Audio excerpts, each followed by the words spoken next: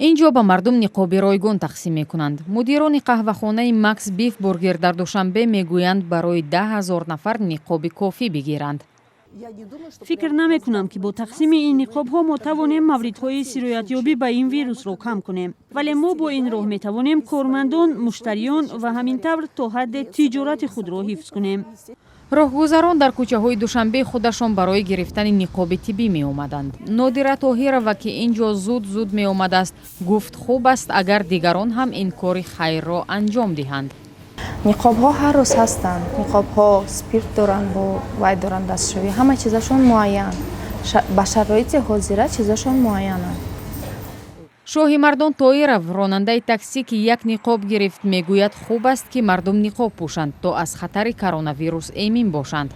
این یک پیشروی، یک بهبودی برای مردم خودمان.